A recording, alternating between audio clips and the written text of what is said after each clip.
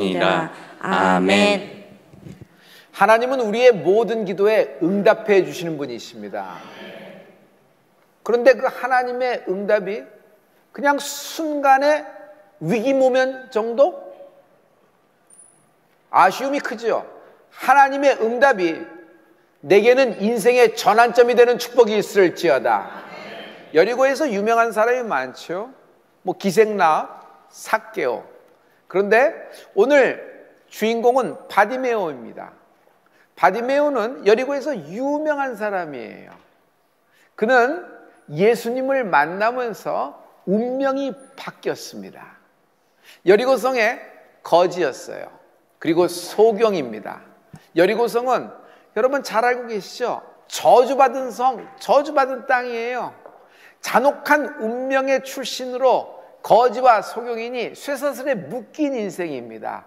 운명과 팔자가 이렇게 타고난 겁니다. 그러나 그는 예수님을 만남으로 운명이 바뀌게 됩니다. 그리고 그는 보게 되는 축복을 받게 됩니다. 여러분, 마가복음 10장 51절부터 52절의 말씀에 이제 주님의 그 말씀이 나오거든요. 우리 이 말씀을 다 같이. 예수께서 일러 가라사대 내게 무엇을 하여 주기를 원하느냐. 소경이 가로되 선생님이여 보기를 원하나이다.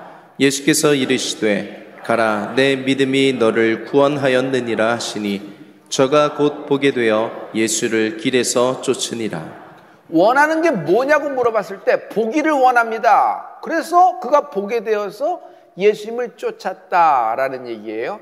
그러면은 우리가 잘 알듯이 단순한 신유의 한 장면을 강조하기 위해서 한컷 삽입한 것일까요? 절대로 그렇지가 않습니다. 여기에는 엄청난 하나님의 의미와 하나님의 뜻, 하나님의 마음이 있는 줄 믿어요. 소경은요, 자신이 원하는 소원은 보게 되는 거라 그럽니다. 그런데 예수님이 보게 능력을 베풀어 주셨어요. 그랬더니 그는 보아서 예수님을 그 길에서부터 쫓게 되는 것입니다. 여러분, 눈이 떴으니까 얼마나 기뻐요. 가족 얼굴 봐야죠. 친구들에게 얘기하죠. 감사하는 마음으로 간증해도 됩니다. 그런데 그는 그 자리에서 보게 되는 겁니다. 보게 되고 누구를 쫓아요? 예수님을 쫓게 돼요. 예수님은 지금 여리고에 왜 오셨냐면 예루살렘을 가는 길이었어요. 이제 예루살렘에 입성해서 예수님의 십자가의 마지막 그 일주일을 보내시면 죽음을 앞두고 계시는 겁니다.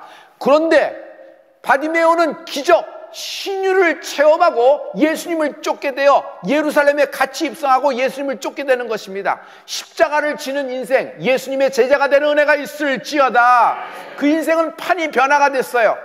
거지 소경에서부터 눈을 보게 됐다. 신유를 경험했다. 이 정도의 사건이 아니에요. 이것은요, 자신의 인생이 절대로 일어날 수 없는 인생에서 하나님의 신유를 경험하고 그 신유를 기반으로 하여 예수님을 길에서 쫓는 예수님의 제자가 되는 판의 변화가 임하는 은혜가 있을지어다.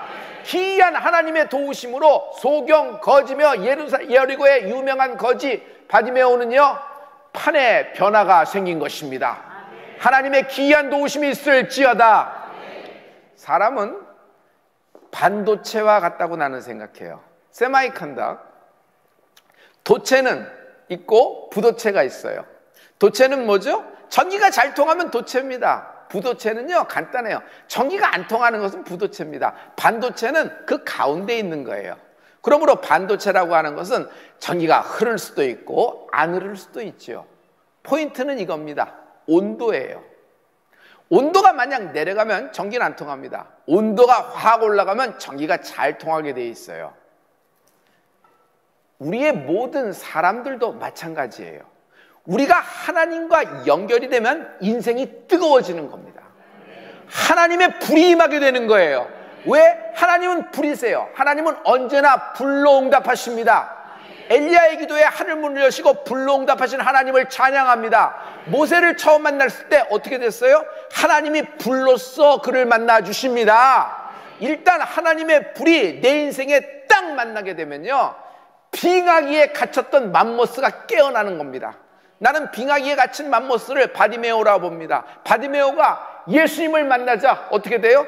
실력발이 됐을까요? 눈을 보게 됐으니까. 그동안 못되었던 일생에서 한풀이 났을까요?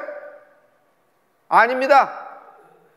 하나님의 마음과 바디메오 마음이 하나가 되는 순간입니다. 중요한 건 내 마음이 하나님의 마음이 아니라 하나님의 마음이 내 마음이 되는 은혜가 있을지어다. 할렐루야. 그러므로 이 사건에는 그냥 신유 단순 그 자체 그것만이 아니에요. 왜 바디메오라는 이름이 적혀 있을까요? 소경이 그렇게 많아요. 12년 혈류병 여인이 있어요. 그러나 12년 혈류병 여인 이름 알아요? 수로보니게 여인 있죠. 강청하는 기도. 그러나 그 여인의 이름 알아요? 그런데 이 바디메오라는 이름이 적혀 있어요. 아버지의 이름까지 적혀 있어요. 디메오라고. 그리고 자신은 바디메오라고. 유명한 사람이 됐어요. 왜 그럴까요? 여기서 그는 후에 예수님을 쫓음으로 예수님의 제자가 됐습니다. 그러므로 자신이 예수님의 제자가 됐을 때 자기가 예수님을 만난 순간의 간증이 거기 적혀 있으면서 그가 어떻게 주님을 만났는지가 잘 묘사되고 있어요. 첫째, 불화살을 소멸하십시오. 하루는 여리고성 사람들이 다 밖으로 나와서 터져 나왔습니다. 누가 오길래 이렇게 시끌벅적하지? 나사렛 예수, 나사렛에서 목수의 아들 예수가 온대. 바디메오는 그 얘기를 듣자마자 지체 없이 예수님을 향하여 보이지도 않지만 소리를 질러 스피커 삼아서 다윗의 자손 예수여, 다윗의 자손 예수여, 나를 불쌍히 여기소서 막 외치는 것입니다. 그는 그동안 들려왔던 소문이 있어요. 예수님에 대한 그 소문을 그는 데이터베이스에서 자기의 믿음으로 점점 성장시키고 있었던 것 같아요. 어떤 소문이 들렸을까요? 베드로를 부르셨을 때 얘기를 들었은 거예요. 물고기 많이 잡았대. 오병이어 소문도 들었어요. 혈류병 여인 얘기도 들었어요. 예수님이 무리를 걸으셨대. 어떤 사람은 예수님 만나서 눈이 떠졌대. 그러면 야, 나도 인생을 바꾸고 팔자 바꾼다. 눈이 좀 떠질 수 있지 않을까? 참 그것만 잡으면, 그 포인트만 잡으면 되겠다. 이렇게 한 것이 아니에요. 그런 이야기를 계속 들으면서 그는요, 예수님은 사람이 아니다. 예수님은 하나님의 아들 메시아다. 할렐루야. 할렐루야. 여러분, 믿음이 뭐예요? 예수 믿는 게 뭐예요? 예수님을 누구로 보느냐예요. 예수님을 4대 성인 중에 하나, 우리에게 오늘 좋은 한 꼭지의 한 대목의 격언을 가르쳐주고 오늘 좀 이렇게 좀 내가 인용할 만한 어떤 좋은 문장을 가르쳐주는 예수님, 서로 사랑하라 그랬잖아. 이 정도의 뿐이 아니에요. 예수님은 하나님의 독생자, 당시에 그토록 이스라엘 백성이 그들은 메시아, 하나님의 아들, 예수님은 하나님이십니다. 이것이 우리에겐 큰 힘이 되는 것입니다. 할렐루야. 그래서 그가 다윗의 자손 예수여, 다윗의 자손 예수여, 나사렛 예수라는 얘기를 들었는데 나사렛 예수라고 부르지 않고 다윗의 자손 예수야라고 부르고 있잖아요. 이때 많은 사람들이 중간에서 바디메오를 눌러 앉힙니다. 나서지 마. 성한 사람도 지금 나설 수가 없어. 너는 냄새나는 거지잖아. 예수님 바쁘셔. 지금 예루살렘 가는 길이야. 네가 이렇게 될 일이 아니야. 네가 낄 자리가 아니야. 자꾸 밀어대는 것입니다. 그래서 그 이야기를 들으면 어떻게 해요? 낙심이 될 겁니다.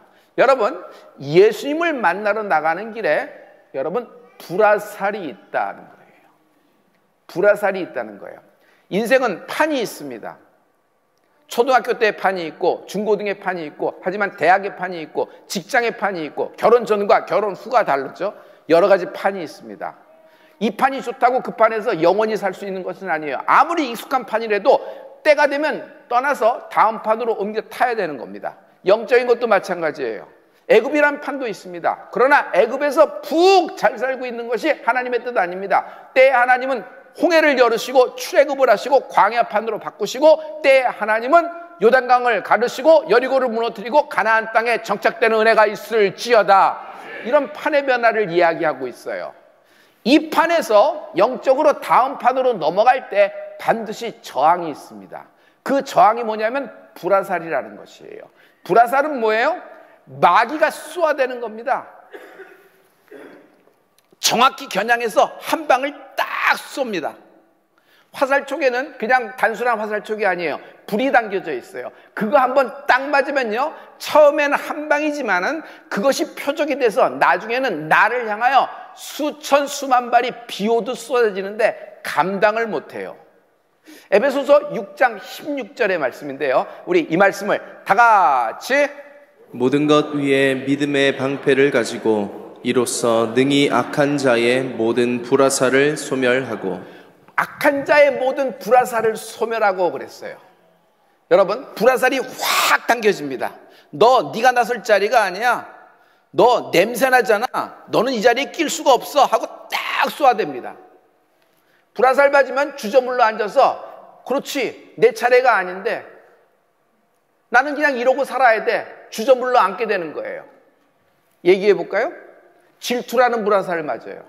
그러면 시기 질투로 확 온도가 올라오고 휩쓸려 버리게 됩니다. 무엇을 봐도 시기 질투가 나요. 두려움과 불안이라는 불화살을 마귀가 쏘지요. 그 두려움이라는 불화살을 딱 맞으면요, 매사에 불안해요. 걱정도 막 키웁니다. 걱정이 청기와 집이 아니라 만리장성처럼 막 떠오르는 것이에요. 실망이라는 불화살을 맞죠? 매사에 실망됩니다. 지금 잘 되고 있어도 곧 안 될 거야. 곧 조금이라도 이상한 소식이 들으면 안 되겠지, 또 안 되겠지. 의심이라는 불화살 들으면요, 무슨 얘기를 해도 의심으로 보고 반대편에서 듣습니다. 중독이라는 불화살도 있어요. 마음이 약해서, 의지가 약해서 힘이 들기 때문에. 그렇지 않아요. 불화살을 맞으면요, 이것 때문에 내 인생을 망치고 이것 때문에 내 사랑하는 가족을 다 망치는 줄 알면서도 계속하는 거예요. 그게 뭐예요? 영적인 거란 말이에요. 우울이라는, 공황이라는 불화살도 있습니다. 여러분, 멘탈의 암이라고 그러죠? 우울과 공황이 실제로 존재해요, 안 해요? 있어요. 병명으로만 있는 것이 아니라. 그런데 우울과 공황이 어떻게 돼요? 불화살을 맞는 거예요. 계속 번져나갑니다. 마지막엔 이게 꽈리를 들어서 자리를 잡게 돼요. 오늘 이것이 뿌리채 뽑혀 밖으로 쏟아질지어다. 어떤 때는 투사합니다. 내 인생이 이렇게 된 건 저 사람 때문이야. 자기가 가장 사랑하는 사람을 투사해서 잘못을 그쪽으로 전가시켜버립니다. 나중엔 자해합니다. 자해요? 불화살이에요. 확 꽂혀서 계속 들어가는 것이, 안 해야지도 아는데도 계속하는 겁니다. 칼 끝의 생각도 불화살입니다. 한 번 맞으면요, 계속 떠올라요. 일상에서는 참 유머스럽고 개그 코드가 참 좋고 사람들을 기쁘게 하며 참 사람들하고 케미도 좋은 사람입니다. 그러나 집에서 혼자 있으면은 칼 끝의 생각으로 왔다 갔다 하는데 이것을 떨쳐버릴 수가 없어요. 왜 그래요? 불화살을 맞은 겁니다. 불화살을 맞으면요, 증상이 어떻게 돼요? 두 마음이 돼요. 낮은 자존감으로 확 내려와서 낮은 자존감이 쓴뿌리에 꽈리를 틀게 돼서 올무가 되는 겁니다. 그러면 영적으로 어떤 현상이 되면 왼쪽과 오른쪽에 마치 쇠말뚝이 박혀요. 하나님의 말씀이 막 쏟아지고 하나님의 은혜의 말씀이 막 쏟아지고 성령의 불이 막 임하는 순간에서 자기는 웅 하는 소리로 아무것도 안 들리는 거예요. 왜? 쇠말뚝이 있으니까. 나사렛 예수를 명하노니 이 쇠말뚝이 귀에서 뽑혀져 나갈지어다. 믿음이 성장을 해야 되는데, 믿음이 들음에서 나야 되는데 하나님의 말씀을 듣지 못하는 거예요. 듣지 못하게 쇠말뚝이 그냥 불화살이 콱콱 박힌 것이에요. 오늘 이것이 빠져나가는 은혜가 있을지어다. 불화살은 실은 똥파리 같아요. 참 더운 지역에 여행을 하다 보면요, 가장 참 원수 같은 게 뭐냐면 똥파리예요. 벌레들. 이 똥파리가 날아다니는데 그냥 음식을 쫙 차려놓으면 재빨리 나와서 똥파리가 앉자마자 하얀색 알을 깝니다. 그걸 어떻게 먹겠어요? 그러니까 음식을 다 치워버리고 버리게 되는 겁니다. 그런데 성도 여러분, 이렇게 더운 나라에서 아무리 덥다 그래도 똥파리가 힘을 못 쓰는 곳이 있어요. 절대로 똥파리가 거기 내려앉지 못하는 음식이 있어요. 그게 뭔지 아세요? 펄펄 끓는 음식이에요. 펄펄 끓는 음식에는 똥파리가 앉지를 못해요. 성도 여러분, 하나님의 불로 뜨거워지는 은혜가 있을지어다. 앞에서 얘기했죠. 악인이 쏜, 모든 마귀가 쏘는 불화살을 소멸하고 그랬어요. 불화살은 소멸이 답입니다. 불화살은요, 하나님의 불로 소멸되는 은혜가 있을지어다. 이것이 뽑혀져 나가야 돼요. 불화살이 하나님의 불이 임하면요, 뽑혀져 나가면서 재가 되어 동서남북으로 사라질지어다. 할렐루야. 어떻게 소멸할 수 있을까라는 건데, 하나님, 우리 하나님은 어떤 분인 줄 아세요? 히브리서 12장 29절에 우리 하나님은 소멸하는 불이시라. 모든 문제, 상황, 억울함, 그리고 공황과 장애, 죽고 싶은 마음, 나사렛 예수를 명하느니 하나님의 불로 소멸될지어다. 할렐루야. 누가는 하나님의 불을 보았어요. 사도행전 있죠? 사도행전 처음에 보면은 오순절의 성령의 역사에 누가가 그날의 그 마가다락방의 역사를 잘 적어놨어요. 누가는 의사잖아요. 그래서 팩트에 강한 사람이에요. 그래서 디테일에 굉장히 강해요. 사도행전 2장 3절에 보면은 성령이 임하셨는데 불의 혀 갈라짐 같이 각 사람 머리 위에 임했다 그랬어요. 여러분, 성령의 불이 혀 갈라짐 같이 확 하면서 각 사람 머리에 임했다 그랬어요. 야, 우리가 그러니까 굉장히 표현이 좋다. 실제적인 상황처럼 어떻게 이렇게 정말 살아있게 묘사를 했다. 아니요. 누가는 본 것이고 이것은 실제 상황이에요. 오늘 여러분에게 하나님이 마가다락방에서 내리셨던 성령의 불을 각 머리 위에 임하게 되는 은혜가 있을 줄 믿습니다. 할렐루야. 둘째, 바디메오는 예수님을 만날 때 겉옷을 던져버리더라. 예수님을 만나는 장면에 보면은 바디메오가 예수님의 콜링을 받고 뛰어나갈 때 자기가 입던 겉옷을 던져버리는 장면이 있어요. 참 희한한 장면이죠. 마가복음 10장 49절부터 50절 말씀인데요, 이 말씀은 다 같이 예수께서 머물러 서서 저를 부르라 하시니 저희가 그 소경을 부르며 이르되 안심하고 일어나라 너를 부르신다 하매 소경이 겉옷을 내어버리고 뛰어 일어나 예수께 나아오거늘. 예수님이 부르시는 거예요. 아니, 누군데 다윗의 자손 예수여라고 저렇게 외치나 하고 뜩 보는데 바디메오야. 그래서 바디메오를 부르시는 거예요. 그랬더니 제자들이 바디메오에게 가서 뭐라고 하냐면 예수님이 널 부르신다 그러는 거예요. 여러분, 이게 오늘 우리에게는 임팩팅 돼야 돼요. 예수님이 오늘 지금 날 부르신다. 여러분, 하나님의 음성을 들을 때 어떤 음성을 듣느냐가 중요해요. 하나님이 나를 부르시는 음성이 들리는 애가 있을지어다. 예수님이 날 부르시는 것입니다. 할렐루야. 성도 여러분, 근데 이것은 예수님의 12 제자급에게나 들려지는 음성 아니겠어요? 그들을 부르셨잖아요. 베드로를 부르셨고, 여러분, 예수님의 제자들을 주님이 다 부르셨잖아요. 이건 놀라운 일이에요. 오늘 예수님이 날 부르시고 계십니다. 할렐루야. 해봐요. 옆 사람에게 한번 축복해. 예수님이 당신을 부르십니다. 얘기해요. 예수님이 당신을 부르십니다. 예수님이 당신을 부르십니다. 우리 주먹 쥐고 한번 해보죠. 날 부르신다. 시작. 날 부르신다. 날 부르신다. 이때 바디메오는 얼마나 감동을 했는지 겉옷을 벗어서 던져버리고 납니다. 여러분, 겉옷을 표기할 때 여러분 헬라어로 마티온이라 그래요. 바디메오에게서 겉옷은요, 자기가 구걸할 때 깔판이에요. 추울 때는 덮고 자야 되는 것이에요. 말하자면 여리고성에 자기는 구걸을 할 수 있는 거짓 공식 유니폼 같은 겁니다. 그런데 예수님께 나아갈 때 겉옷을 던져버려요. 아직 눈 떴어요? 안 떴어요? 눈 안 떴어요. 그냥 예수님이 부르신다는 얘기 듣고 너무 기뻐서 겉옷을 집어 던져버리고 그냥 막 주랭당을 치면서 예수님께 막 나갑니다. 상관없다는 거예요. 이제는 구걸도, 이제는 그 자리도 나하고는 상관없다는 거예요. 나는 이 판에서 살지 않는다. 나는 다른 인생을 살게 될 것이다. 난 이제부터 거지요, 소경이요, 여리고성의 유명한 바디메오가 아니라 예수님의 제자 바디메오가 될 것이다. 그래서 보게 되는 겁니다. 즉시로. 여러분, 육신의 시력이 회복되는 은혜가 있을지어다. 실제적으로 신유가 일어났어요. 바디메오의 육신의 시력이 회복됐어요. 할렐루야. 그러나 육신의 회복만 시력된 것이 아니라 그는 영적인 시력이 살아있었다. 예수님을 누군지 알고 예수님을 따라 예루살렘을 향하는 바디메오. 여러분, 이런 은혜가 우리에게도 임하는 은혜가 있을지어다. 베드로가 예수님을 만날 때 겉옷을 집어던지더라고요. 물고기 많이 잡았잖아요. 근데 그 물고기 다 집어던져요. 그물, 배 다 집어던져요. 베드로의 겉옷이었어요. 모세가 하나님을 만났을 때 겉옷을 집어던지는 장면을 봐요. 공주의 아들이라 칭함을 거절하잖아요. 공주의 아들이라 칭함, 그것은 모세의 겉옷이었어요. 집어 던져버리고 예수님을 나가는 겁니다. 에스더가 하나님을 만날 때 겉옷을 집어 던져요. 죽으면 죽으리라. 여러분, 어느 단체의 국장의 와이프 정도가 아니에요. 에스더는 제국, 페르시아 제국의 퍼스트 레이디, 퀸이에요. 퀸, 왕비란 말이에요. 그런데 그 왕비의 왕후를 집어 던져버리는 거예요. 이때를 위함이 아니니까 죽으면 죽으리라.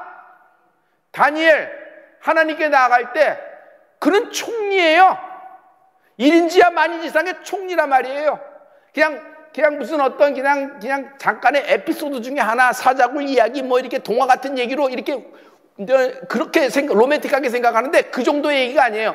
다니엘이 하나님께 나아가서 계속 그런 사자굴 속에서도 위협 속에서도 뻔히 알면서도 기도했다는 것은 내가 총리직은 던진다. 내가 내 겉옷은 던져버린다. 그러나 나는 하나님께 기도는 던져버릴 수가 없다. 할렐루야. 느헤미야는 지금 황제의 비서실장이에요. 가장 황제의 측근에서 모든 일을 관여할 수 있고 황제랑 사적인 대화도 가능한 사람입니다. 굉장히 힘 있는 사람이죠. 그런데 그가 예루살렘의 소식을 들었어요. 성벽이 무너졌다는 얘기를 듣고 마음이 감동을 합니다. 이건 하나님이 주신 거다 하고 자기의 자리, 자기의 겉옷을 다 내려놓습니다. 뒤로 좀 후원금하면 돼요. 그리고 자기가 갖고 있는 영향력, 정치적인 영향력을 들어서 많은 사람을 도와줄 수 있게 장비도 보내주고 때에 맞춰서 이렇게 해주면 되는 겁니다. 그런데 굳이 자기가 비서실장이라는 겉옷을 내버리고 예루살렘 총독이 되어서 거기를 가서 반대와 위협과 살해 위협 속에서 암살의 시도 속에서도 예루살렘을 재건하는 느헤미야. 아리마대 요셉, 예수님은 이미 돌아가셨어요. 골고다에서 숨을 거두셨어요. 빌라도 법정 서슬이 10%입니다. 조금 전에 예수님의 사형온도가 내렸던 곳이에요. 거기에는 온 이스라엘 12지파가 하나가 돼서 예수를 죽여라, 바라바는 풀고 예수는 십자가에 매달으라 했던 곳이에요. 거기를 뛰어들어갈 사람이 누가 있어요? 12제자는 이미 자기 길로 다 도망을 간 상태예요. 그런데 이 아리마대 요셉이 자기 겉옷을 던져버려요. 그는 산헤드린 공회의 공회원이에요. 공직자예요. 그가 예수의 제자라는 걸 밝혀줄 때는 그는 큰 문제가 생기고 자기가 여태까지 축적한 모든 부와 귀, 명예, 그리고 자기 가족들까지 어떻게 될지 모르는 상황에 있어서 그는 빌라도 법정에 들어가 빌라도와 1:1 면담 끝에 예수님의 시신을 수습하는 모든 로마의 인증을 받아서 예수님의 시신을 자기가 수습하고 자기의 부자의 묘에, 자신의 묘에 예수님을 장사 지내는 겁니다. 겉옷을 던져버리는 것이에요. 할렐루야. 여러분, 하나님을 만나려면은 하나님과 나 사이에 낀 게 없어야 돼요. 그냥 이 건강의 위험, 이렇게 재정적인 위험, 어떤 문제가 생겨서 굉장히 위기의 순간에 이것을 모면하고 살짝 이 위기의 순간만 면면하자, 이 정도가 아니라 어떤 사건이 생기든지 우리는 그것을 보고 인생의 전환점 삼는 은혜가 있을지어다. 지금 마가복음 10장에서 예수님이 바디메오를 만나십니다. 그런데 방금 전 이 같은 10장이에요. 10장에서 야고보와 요한, 예수님의 제자잖아요. 12제자 중에 사람이에요. 근데 그들이 이렇게 얘기합니다. 예수님, 우리가 소원이 있습니다. 우리가 원하는 것이 있어요. 그러자 예수님이 니네가 무엇을 원하느냐 이야기할 때 야고보와 요한이 서슴지 않고 예수님께 요구사항을 얘기하는 장면이 방금 전에 나타나요. 마가복음 10장 36절부터 38장 차례예요. 우리 다 같이 이르시되 너희에게 무엇을 하여 주기를 원하느냐 여짜오되 주의 영광 중에서 우리를 하나는 주의 우편에 하나는 좌편에 앉게 하여 주옵소서. 예수께서 가라사대 너희 구하는 것을 너희가 알지 못하는도다. 너희 구하는 것을 너희가 알지 못하는도다. 너희들 마음은 알겠는데 너희들은 나의 마음과는 상관이 없다는 거예요. 너희들 원하는 것만 얘기한다는 거예요. 한 자리 주세요. 이제 예루살렘 들어가면은 이제 모든 자리가 이렇게 되고 들어보니까 예루살렘 앞에 벌써 사람들이 나와서 도열을 했대요. 종려나무를 들고. 그리고 이제 나귀 찾으러 가야 될 텐데 입성 아니에요. 드디어 예루살렘을 회복할 때가 이때가 아니에요. 그러니 예수님, 우리가 그동안 한 게 있잖아요. 우리를 좀 봐줘서 미리 자리를 하나씩 해주세요. 주님 왼쪽과 오른쪽에 한 자리씩 주세요. 미리 청을 넣는 거예요. 그때 주님이 뭐라 그래요? 너희는 도무지 알지를 못한다. 나의 마음과 하나 되지 못한다는 것이에요. 그들은 아직도 겉옷을 던져버리지 못하는 것을 볼 수 있어요. 그러나 바디메오는 예수님을 만날 때 겉옷을 던져버리잖아요. 여러분, 오늘 하나님과 나 사이에 낀 것이 있으면 나의 겉옷입니다. 던져버리고 하나님을 만나는 은혜가 있을지어다. 성령의 불에 확 휩쓸리는 것이에요. 할렐루야, 할렐루야. 한국전쟁은 주일이 일어났습니다. 지금으로부터 73년 전 1950년 6월 25일 날 일어났습니다. 갑자기 주일날 그냥 많은 장병들이 휴가 상태예요. 휴가 상태니까 그냥 노리고 약점을 노렸을까요? 물론 그럴 수도 있겠죠, 표면적으로. 하지만 저는 모든 것이 영적으로 봅니다. 그때 밀고 내려온 겁니다. 와, 우리는 대비가 없어서 계속 밀렸죠. 여러분, 전쟁 때 많은 목사님과 또 많은 성도님들이 예수님 때문에 순교를 당하셨습니다. 공산당은요, 교회의 씨를 말리고 예수 믿는 사람들의 씨를 말리려 정말 상상도 못하는 일을 많이 했어요. 전쟁이 끝났죠. 전쟁 직후에 대한민국은 1인당 국민 총생산이 67불이었습니다. 아프리카 당시 50개국의 평균을 내면요, 그것보다도 못한 나라가 대한민국이었어요. 세계 최고로 가난한 나라가 대한민국이었다는 것이에요. 당시의 외신들은 대한민국을 이렇게 묘사했습니다. 한국은 전쟁으로 인하여 구석기 시대로 돌아갔다는 거예요. 이 말은 뭐냐면 대한민국에 남은 거는 사람하고 돌멩이밖에 없다는 겁니다. 이산가족, 전쟁과 거지들, 먹을 것을 찾아 헤매는 모든 것들. 그러나 이 이야기가 그렇게 먼 얘기가 아니잖아요. 지금 200년, 300년 지난 것이 아니라 단 73년이 지났는데 지금 대한민국은 원조를 받던 나라에서, 도움을 받던 나라에서 남을 도와주는 나라로 전환된 것입니다. 지금 대한민국의 수도 서울을 보죠. 수도 서울은요, 세계의 많은 사람들이 방문하고 싶은 세계 제4위의 도시가 되었습니다. 문화와 예술이 있죠. 의료 인프라, 교육, 미디어, 그리고 가장 세계에서 모든 소프트웨어나 어떤 무슨 IT 계통에 무엇이 나오거나 영화가 나오든지 음악에 나오든지 하면은 대한민국 시장이, 여러분, 이게 테스트 마켓이 됐습니다. 가장 뜨거운 나라, 가장 관심을 받고 있는 나라가 대한민국이 된 것입니다. 무엇이 이렇게 만들었을까요? 제가 여러분 질문할게요. 세계에서 가장 십자가가 많은 곳이 어딜까요? 저는 유럽이라고 생각해요. 유럽에 가면은 사진 찍을 교회들이 너무 많아요. 가고 싶은 교회가 많고 교회마다 미술품이 너무 많아요. 십자가가 다 있고, 이야, 그냥 막 뭐 천국의 온들 같은 거 그런 걸 묘사하고, 뭐 교과서에서 봤을 만한 미술 작품들이 그렇게 많아서 거기서 많은 것을, 유럽 여행을 겪고 교회 투어 아닐까요? 라고 싶어요. 그러나 실은 십자가, 그 교회에서 아직도 기도의 향이 올라가고, 지금도 찬양이 올라가고, 지금도 사람들이 모여들어서 하나님께 예배하는 곳은 가장 십자가가 살아있는 나라 대한민국인 줄 믿습니다. 어떻게 대한민국이 이렇게 전환될 수 있었을까요? 하나님의 말씀의 힘입니다. 여러분, 하나님의 말씀, 우리는 어려운 가운데서도 하나님의 말씀을 우리 믿음의 조상들이 부여잡았습니다. 순교의 피가 흐르는 대한민국, 그러면서 말씀을 부여잡고 대한민국을 축복해달라고 기도하고, 그 어려움 속에서도 교회를 먼저 생각하고 충성, 헌신과 하나님이 이 짧은 역사 속에서 대한민국을 전환시켜 주신 하나님의 영광을 찬양합니다. 말씀이 뭘까요? 말씀은 검입니다. 검은 뭐예요? 베는 힘이 있죠. 자르는 힘이 있어요. 여러분, 더러운 마귀는 우리를 향하여 계속 불화살을 쏘아댑니다.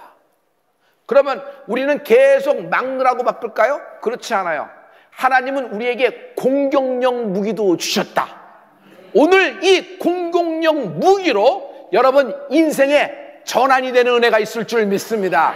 이것이 뭐예요? 성령의 검이에요. 에베소 6장 17절의 말씀입니다. 우리 이 말씀을 다 같이 구원의 투구와 성령의 검 곧 하나님의 말씀을 가지라.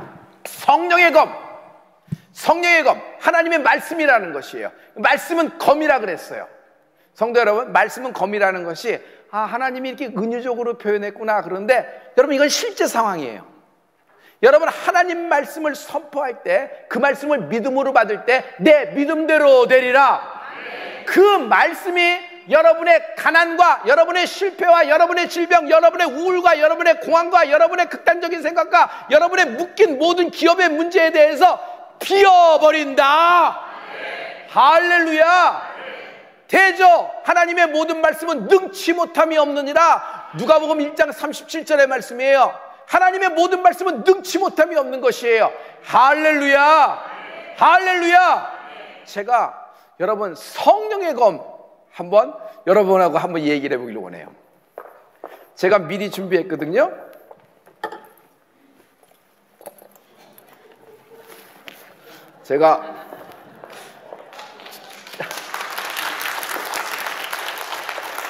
자, 이게 성령의 검이에요. 이제 제가 뵐 거예요. 이게 공격용 무기란 말이에요. 말씀이에요. 여러분, 지금 1번 가난이 나왔을 거예요. 여러분 제가 1번 하면 가난 한번 해주실래요? 그럼 우리가 이제 티키타카가 되면서 시작할 수 있을 거예요. 자, 1번. 저는 부유한 자로서 가난에 처하시면 너희로 부유케 하려 함이라. 자, 이제 2번. 의인은 7번 넘어져도 8번 일어나느니라. 자, 3번. 저가 채찍에 맞음으로 너희가 나음을 입었도다. 4번. 우울과 공황. 한번 여러분 크게 해주세요. 자, 4번. 하나님의 생기. 에스겔 굴짜기에 들어갔던 하나님의 생기가 임하라. 자, 5번. 예수님은 생명이시다. 자, 마지막이에요. 6번. 너희가 무엇인지 땅에서 풀면 하늘에서도 풀리리라 하시냐.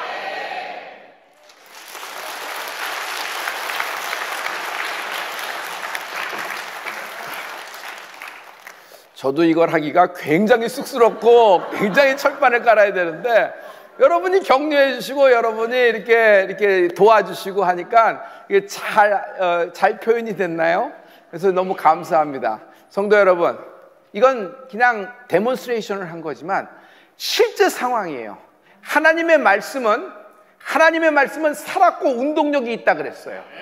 여러분의 가난과 실패, 그리고 질병, 우울과 공황, 극단적인 생각, 묶인 인생들 하나님의 말씀으로 패라. 여러분, 성령의 검은 죄를 베어버리는 거예요. 죄를 커트해버릴 수가 있어요. 할렐루야. 오늘 성령의 불로 인하여 내 인생이 뜨거워지고 내 인생의 불화살이 근본적으로 뿌리채 뽑혀 밖으로 쏟아지는 은혜가 있을 줄 믿습니다. 나사렛 예수를 명하노니 하나님의 생기가 임하라. 할렐루야. 할렐루야. 우리 이제